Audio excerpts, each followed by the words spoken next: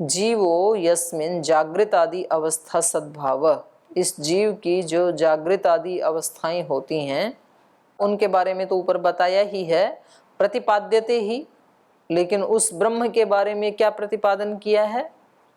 यह आत्मनि तिष्ठन आत्मनो अंतरो, जो आत्मा में रहते हुए भी आत्मा से अलग है, माने आत्मा के किसी अवस्था से वो प्रभावित नहीं होता है।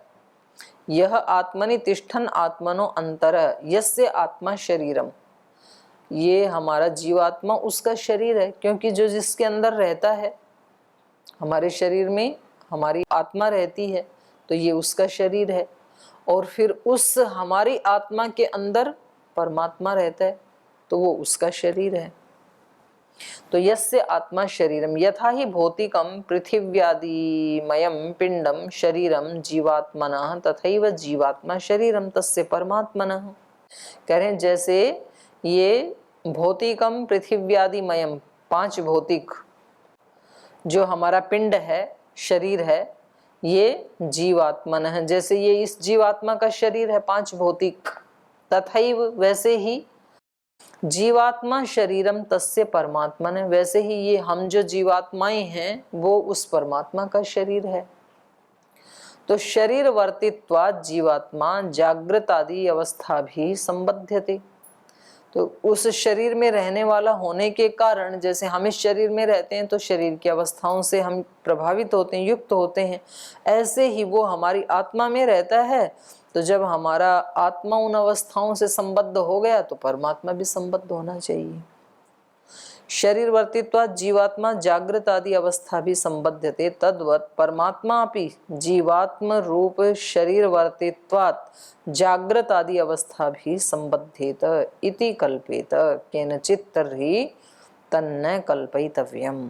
ऐसा यदि कोई कल्पना करे तो उसको ये कल्पना नहीं करनी चाहिए। कुतः सर्वत्र उभयलिंगम, कह रहे हैं जीवात्मा तु तस्मिन् एकस्मिन् शरीरे ही वर्तते तस्य परिच्छिन्नत्वात्।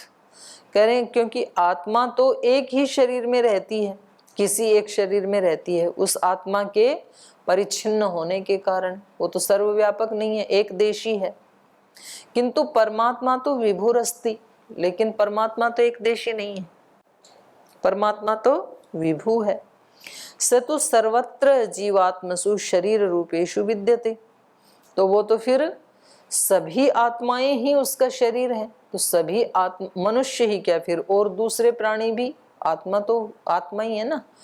तो कह रहे हैं वो तो फिर सभी शरीरों में जीवात्मा के रूप में उस शरीर में विद्यमान ही है। जीवात्मसु, सभी जीवात्माओं में विद्यमान है परमात्मा। तो सभी आत्माएं जो हैं वो परमात्मा का शरीर हो गया।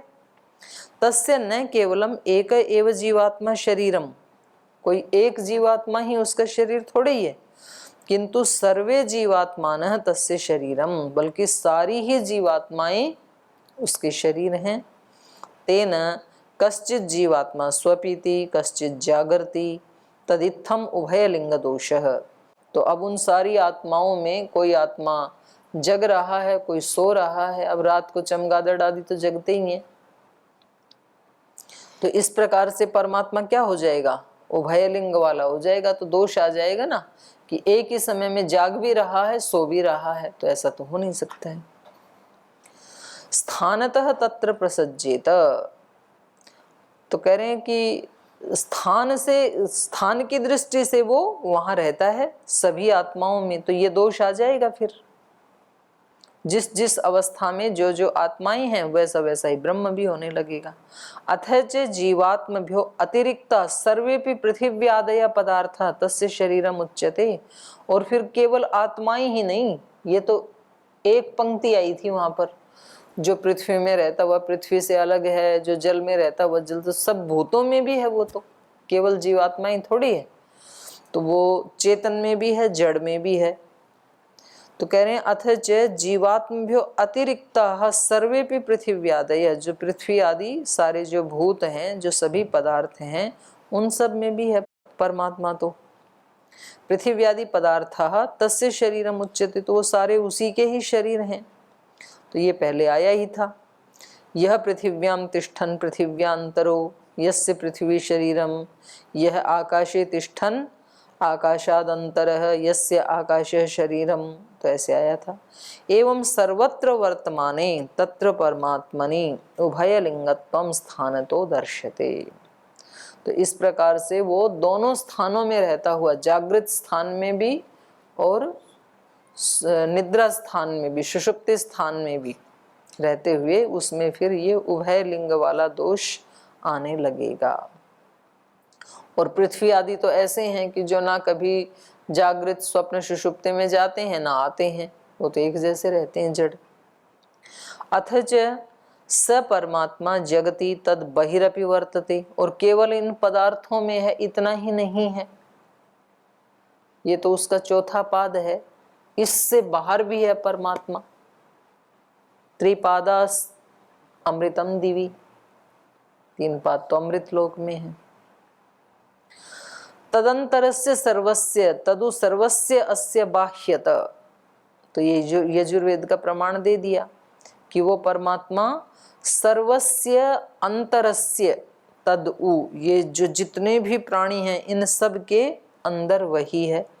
और तदु सर्वस्य अस्य बाह्यत, इस सारे संसार के बाहर भी वही है और अंदर भी सब पदार्थों में वही है। बहिरंतश्च भूतानाम, ये गीता में आ गया।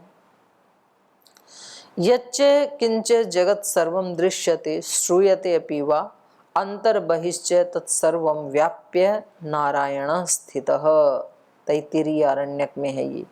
जो कुछ भी इस जगत में दिखाई दे रहा है, सुनाई दे रहा है, अंदर बाहर सब जगह वो नारायण ही व्याप्य होकर के स्थित है। तो ये इतने सारे प्रमाण दे दिए। एवं परमात्मनः सर्वत्र विद्यमानत्वात् स जगत रूप स्थानवान अपि जगतो बहिर्वर्तमानत्वात् अवस्थानवान अपि तस्मात् न स्थानतो अपि तत्र अवस्था संपर्क। तो ये क्या शब्द है? जगतो बहिर्वर्तमानत्वात् अवस्थानवान, अवस्थावान होना चाहिए, फिर अस्थानवान अपि तस्मात् न स्थानतो अपि तत्र अवस्था संपर्क। तो कह रहे हैं एवं परमात्मन सर्वत्र विद्यमानत्वात्, इस प्रकार से परमात्मा सब जगह विद्यमान होने से स जगत रूप स्थानवान अपि, जगत रूप में तो कैसा है वो, जो स्थान वाले हैं, जो वस्तुएं जो स्थान घेरती हैं। स्थानवान अपि जगतो बहि वर्तमानत्वात्, जगत के अंदर रहता है तो स्थान वाला है, और जगतो बहि वर्तमानत्वात् अस्थानवान अपि, जगत से बाहर है तो अस्थान वाला भी है। तस्मात् न स्थानतो अपि तत्र अवस्था संपर्क है, इसलिए स्थान की दृष्टि से भी इन अवस्थाओं से संपर्क नहीं होता है, स्वरूप की दृष्टि से तो संपर्क होने की कल्पना भी नहीं की जा सकती है। आगे कह रहे हैं यदि कोई कहे कि भाई स्थान का भेद होने से परमात्मा जागृत आदि अवस्थाओं से रहित है, तो कह रहे हैं कि ये ठीक नहीं है। न भेदादिति चेन्न प्रत्येकम अतद्वचनात्, कह रहे हैं कि ये जो आपने कहा कि स्थान से भी परमात्मा जागृत आदि जो अवस्थाएं हैं उनसे संपर्क में नहीं आता है, तो कह रहे हैं ये ठीक नहीं है। न क्यों?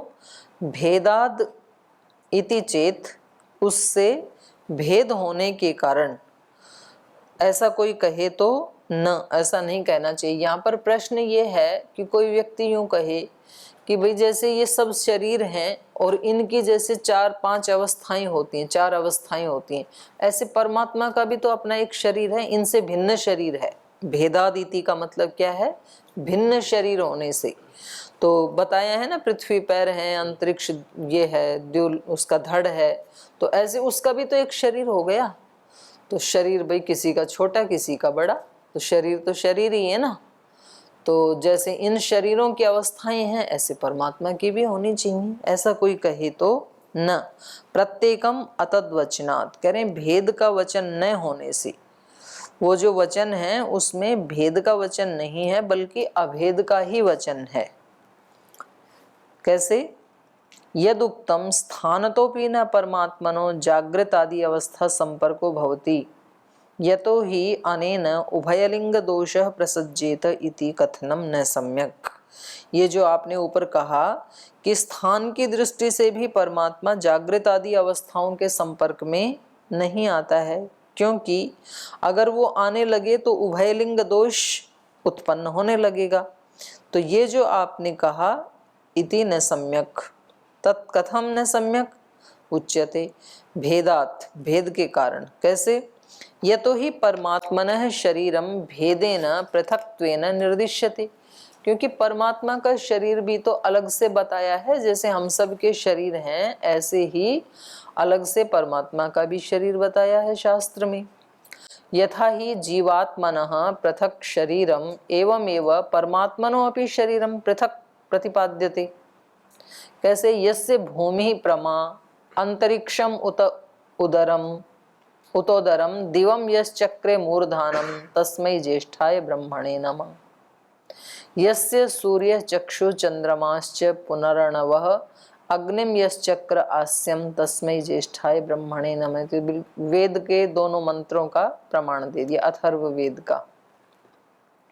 यस्य भूमि ही प्रमा, भूमि जिसके पैर हैं, और अंतरिक्षम उतोदरम, और ये अंतरिक्ष उसका उदर है, पेट है। दिवम यश चक्रे मूर्धानम, द्युलोक उसकी मूर्धा है। तस्मै ज्येष्ठाय ब्रह्मणे नमः, उस ज्येष्ठ ब्रह्म को हमारा प्रणाम है। तो वेद ने उसका शरीर बता दिया। यस्य सूर्य चक्षु चंद्रमाश्च पुनः अर्णवः, सूर्य और चंद्रमा उसके क्या हैं? चक्षु हैं। अग्निम यश्चक्र आस्यम, अग्नि उसका मुख है। तस्मै ज्येष्ठाय ब्रह्मणे नमः, तो सारे के सारे अंग प्रत्यंग तो वेद ने बता दिए। तो ऐसे ही अंग प्रत्यंग हमारे शरीरों में होते हैं, ऐसे ही परमात्मा के भी हैं। तो जब हमारे शरीर की अवस्थाएं हैं तो उसके शरीर की भी अवस्थाएं होनी चाहिए। तस्य हवा एतस्य आत्मनः वैश्वानरस्य मूर्धा एव सुतेजा चक्षु विश्वरूप प्राण पृथक वर्त्मा संदेहो बहुलो बस्तिरेव रही पृथ्वी एव पादौ। तो ये छांदोग्य उपनिषद का भी शरीर वाला प्रमाण दे दिया। तस्य वाह एतस्य आत्मन वैश्वानरस्य, ये जो वैश्वानर आत्मा है, परमात्मा है, इसका मूर्धैव सुतेजः चक्षु विश्वरूपः प्राणः, उसकी मूर्धा क्या है? सुतेजा चक्षु। ये जो सूर्य चंद्र हैं अच्छे तेज वाले, ये उस वैश्वानर के चक्षु हैं। और प्राण पृथग्वर्त्मा, और उसके प्राण ये वायु है। पृथग्वर्त्मा माने वायु। और संदेहो बहुलो, और ये जो अंतरिक्ष लोक है ये उसका धड़ है। संदेह माने धड़। बस्तिरेव रईहि, और ये जो समुद्र हैं ये उसका बस्ती प्रदेश है। पृथ्वी एवं पादव, और पृथ्वी उसके पैर हैं। तो इन्होंने भी सभी अंगों का वर्णन कर दिया, छांदोग्य ने भी। आगे मुंडक में कहा अग्निर्मूर्धा, अग्नि उसकी मूर्धा है। चक्षुषी चंद्र सूर्यौ, सूर्य और चंद्र उसकी आंखें हैं। दिशः श्रोत्रे, दिशाएं उसके श्रोत्र हैं। वाग विवृताश्च वेदाः, और ये विस्तार से फैले हुए जो वेद हैं वो उसकी वाणी है। वायु प्राणो, प्राण उसके वायु हैं। हृदयम विश्वम अस्य, और ये सारा विश्व उसका हृदय प्रदेश है। पद्भ्याम पृथ्वी, पृथ्वी पैर हैं। ही एष सर्वभूतांतरात्मा, ये जो सब भूतों का अंतरात्मा है उसके ये अंग प्रत्यंग हैं। तो ये मुंडक में बता दिया। अत्र वचनेषु परमात्मनः शरीरम जीवात् भिन्नम प्रतिपादितम। तो ये जो प्रमाण है वेद के, उपनिषदों के है ना। तो इन सब में उसके शरीर के बारे में प्रतिपादन किया गया है। तस्य पृथक शरीरत्वात्, तो उसका अलग से शरीर होने के कारण जागृत आदि अवस्थावान परमात्मा भी भविष्यति जीवात्मावत। तो ऐसे ही परमात्मा की भी ये सभी अवस्थाएं होने लगेंगी जैसे कि जीवात्मा की होती हैं। यथा जीवात्मनः पृथक पृथक शरीरिणः सन्तः जागृत आदि अवस्थावन्तो भवन्ति इति चेत उच्चेत तर्हि न। तो जैसे ये अलग अलग जो जीवात्माएं हैं इनके अलग अलग शरीर हैं और अलग अलग शरीर वाले होते हुए जागृत आदि अवस्थाओं से उनका संबंध होता है चारों अवस्थाओं से, ऐसे ही परमात्मा का भी होना चाहिए। ऐसा कोई कहे तो न वक्तव्यम। यतो ही प्रत्येकम शरीरम जीवात्म संबंधी व्यष्टि शरीरम विराट रूपम व समष्टि शरीरम तद उभयमपि तस्य शरीरम खलु अतद्वचनात्। करें ये नहीं कहना चाहिए क्योंकि प्रत्येकम शरीरम, प्रत्येक जो शरीर है जीवात्म संबंधी, सब जीवात्माओं से संबंधित अपना अपना जो शरीर है वो व्यष्टि शरीरम, वो तो अलग अलग शरीर है, व्यष्टि शरीर कहते हैं उसको। और विराट रूपम व समष्टि शरीरम, और जो ये विराट रूप बताया है इसको क्या कहेंगे, समष्टि शरीर। तद उभयम अपि तस्य शरीरम खलु, तो ये दोनों ही उसी के ही शरीर हैं। तद उभयम अपि तस्य शरीरम खलु अतद्वचनात्। तो उनमें ऐसा नहीं है कि ये जो शरीर है ये परमात्मा के नहीं है। भाई जब पृथ्वी को पैर कहा तो पृथ्वी, सारी पृथ्वी पर रहने वाले सब प्राणी भी आ गए, तो वो सब मिल करके ये शरीर भी परमात्मा के ही हैं। एक तो अलग अलग हम आत्माओं का एक एक शरीर हो गया, इसको बोलते हैं व्यष्टि शरीर। और सारे शरीरों को एक जगह इकट्ठा कर दें तो उनको क्या कहेंगे, समष्टि शरीर। तो वो भी परमात्मा का ही है। तो वो कह रहे हैं ये, तो कह रहे हैं व्यष्टि शरीरम विराट रूपम व समष्टि शरीरम तब तद उभयम अपि तस्य शरीरम खलु अतद्वचनात्। क्योंकि वहां पर तत्शब्द से तत्शब्देन भेदो लक्ष्यते अतद्वचनाद अभेद वचनात्। तो ये जो आप तत्शब्द का अर्थ भेद लेकर रहे थे ना, भेद नहीं, वहां पर अभेद ही बताया है। सूत्र में आया ना प्रत्येकम अतद्वचनात्। अतद्वचनात् का मतलब भेद नहीं है बल्कि अभेद का ही वचन है। भाई इन सब से, हमारे शरीरों से उसका अलग शरीर है ऐसा नहीं, हमारे शरीर मिला के भी उसी का शरीर है। और हमारे शरीरों से अतिरिक्त जो ये पृथ्वी देव आदि हैं ये भी उसके शरीर हैं। तो वहां पर अभेद वचन कहा गया है। और ये तो सारा क्या है, आलंकारिक वचन है। ऐसे कोई शरीर थोड़ी बन सकता है हमारे जैसे परमात्मा का। ये तो समझाने के लिए ही तो है कि भाई सब ये उसी का ही शरीर, क्योंकि हमारा जो मस्तिष्क है उसके अंदर निराकार को जानने का सॉफ्टवेयर ही नहीं है। हमारा मनुष्यों का जो मन है वो केवल साकार चीज को ही जान सकता है, निराकार को नहीं जान सकता है। निराकार मतलब क्या, उसकी भी वो कोई कल्पना करेगा कि जिसमें आंख नाक मुंह आदि कुछ भी नहीं है, तो फिर आकाश जैसी कल्पना करेगा। तो आकाश भी तो अपने आप में एक रूप ही है ना, आकार ही है आकाश भी। तो आकाश हम उसको कहेंगे कि खाली स्थान जिसमें आंख नाक कान नहीं है, तो ये अपने आप में एक आकार बन गया। तो बिल्कुल निराकार वस्तु की कल्पना हमारा माइंड कर ही नहीं सकता है। तो इस हमारे मस्तिष्क को, मनुष्यों के मस्तिष्क को ईश्वर का स्वरूप बताने के लिए फिर ऋषियों ने ये शरीर रूप में कल्पना की कि ठीक है भाई ये ही उसका शरीर है। आप पृथ्वी को पैर समझ लो। अब यूं यदि मतलब तुलना करने लगे तो ये तो होगा ही नहीं। अब सूर्य कहाँ और चंद्रमा कहाँ और पृथ्वी कहाँ, तो अंग प्रत्यंग जोड़ना आप एक बार। फिर एक आंख इतनी गर्मी से युक्त, एक आंख इतनी ठंडी से युक्त, एक इतनी बड़ी आंख और एक इतनी छोटी आंख। और चलो उसको भी आप कहोगे जी छोटी बड़ी हो गई होंगी, कोई बात नहीं। तो अब ये एक आंख जो है वो पैर के चारों तरफ चक्कर लगा रही है। पृथ्वी के चक्कर लगा रहे हैं ना चंद्रमा, तो पैर तो यहाँ है, आंख यहाँ है, तो ये आंख पैर के चक्कर कैसे लगाएगी?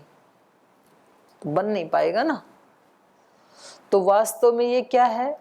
ये हमारे मस्तिष्क जो कि केवल सगुण साकार को ही ग्रहण कर सकते हैं, मनुष्यों के मस्तिष्क, तो उसके लिए ये सब आकार बनाने पड़े हैं।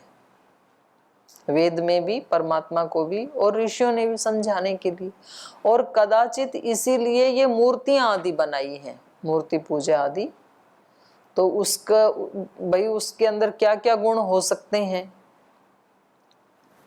तो उनकी कल्पना करके उस जिस जिस योगी को जिस जिस रूप में परमात्मा का दर्शन हुआ, उसने उस रूप को वैसे वैसे ड्रॉ कर दिया या मूर्ति बना दी। तो ये सारा क्या है? आलंकारिक वर्णन है। ये केवल ऐसा नहीं है कि हमारे शरीरों से अलग अलग उसका भी एक शरीर है, ऐसा नहीं है, बल्कि अभेद वचन ही है, वो भेद वचन नहीं है। व्यष्टि शरीरम विराट रूपम व समष्टि शरीरम तद उभयम अपि तस्य शरीरम खलु अतद्वचनात्। तत्शब्देन भेदो लक्ष्यते अतद्वचनाद् अभेदवचनात्। यदि तत्शब्द से आप भेद कर रहे हैं तो अतद्वचन कहने से अभेद हो जाएगा। फिर श्रुतौ खलु अभेदेन स परमात्मा चराचरस्य आत्मा वर्णितः। और श्रुति के भी जो आपने प्रमाण दिए हैं, इन प्रमाणों में भी वो परमात्मा चर अचर आत्मा के रूप में ही वर्णित है, उसका भेद नहीं है। अगर परमात्मा चेतन है तो फिर चेतन चेतन शरीर हैं, उन्हीं के साथ उसका वो होना चाहिए था, दृष्टांत दिया जाना चाहिए था। लेकिन वेद में तो जड़ चीजों को भी बताया। आकाश में होता हुआ आकाश से अलग है, तो आकाश तो जड़ है, पृथ्वी तो जड़ है। तो कहा उसको तो स परमात्मा चराचरस्य आत्मा वर्णितः। उस परमात्मा को जड़ जंगम सब स्वरूप वाला उसी को वर्णित किया है। सर्वव्यापी सर्वभूतांतरात्मा। श्वेता स्वतर में क्या कहा कि वो परमात्मा कैसा है? सर्वव्यापी है, सर्वभूतांतरात्मा, सब भूतों का वही स्वरूप है। आत्मा मतलब स्वरूप। स ओतः प्रोतश्च विभु प्रजासु। सब प्रजाओं में वो ओतः प्रोत है, माने ओतः प्रोत मतलब अंदर बाहर सब जगह है वो। तस्य एतस्य तदेव रूपम यद अमुष्य रूपम। तो ये छांदोग्य में जो पीछे से कोई प्रसंग चलता आ रहा है ना, तो उसके बारे में बता रहे हैं कोई ऋषि अपने शिष्य को। तस्य एतस्य, उस इस परमात्मा का, तदेव रूपम वही रूप है, यद अमुष्य रूपम जो वो रूप है, अर्थात वहां पर जो वर्णन किया है वो वाला रूप। स यश्च अयम पुरुषे यश्च असौ आदित्ये स एकः।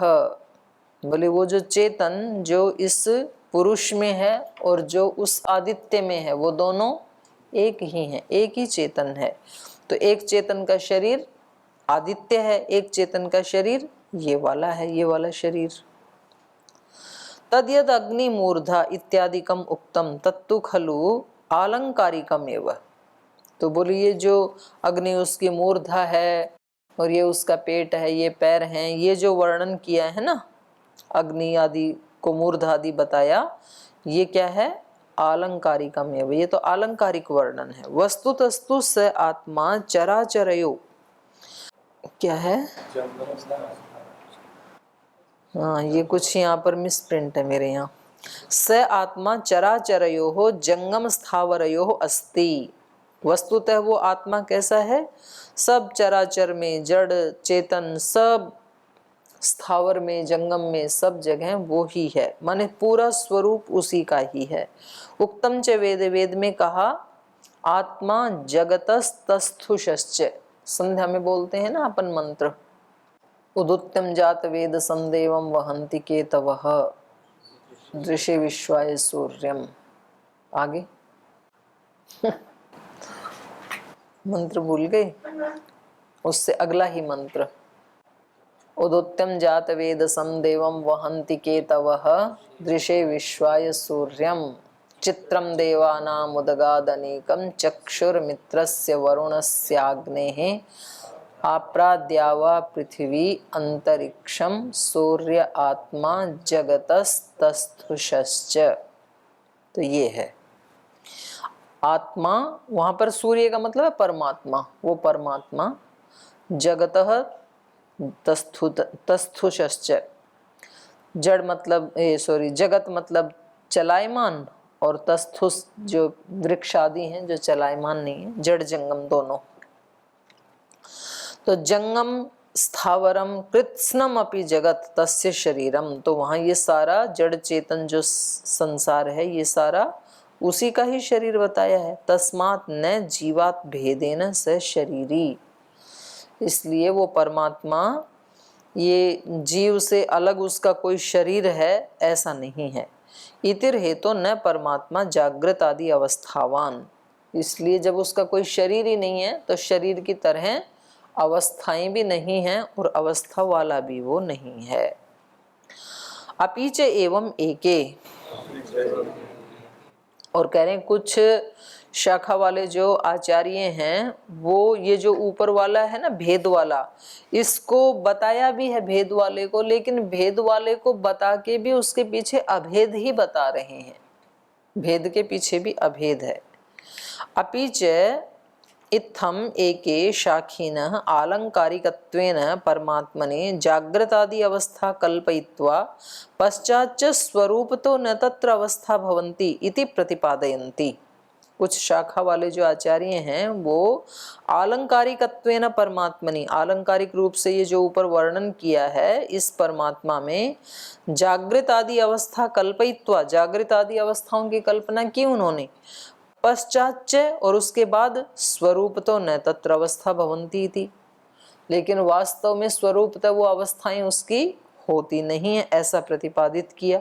जैसे मांडुक्य उपनिषद में कहा ना, जागृत स्थानो बहिप्रज्ञः स्वप्न स्थानो अंतः प्रज्ञः सुषुप्त स्थानः एकीभूत प्रज्ञान घन इति तु आलंकारिकी खलु अवस्था कल्पना, क्योंकि वही मुंडक उपनिषद में ये था 3 और 5 का, और वहीं पर ही क्या कह दिया, इति तु स्वरूप तो अवस्था निषेधम पठन्ति, न अंतः प्रज्ञम न बहि प्रज्ञम न उभयत प्रज्ञम न प्रज्ञान घनम।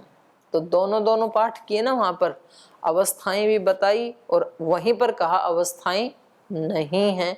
तो इसका क्या मतलब हुआ, पहले भेद बताया और फिर अभेद बता रहे हैं। तो कल इसके बारे में चर्चा करेंगे, आज समय हो गया, यहीं विराम लेते हैं। ओम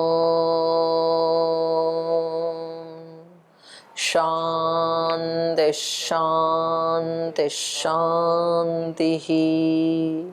श्री गुरुभ्यो नमः।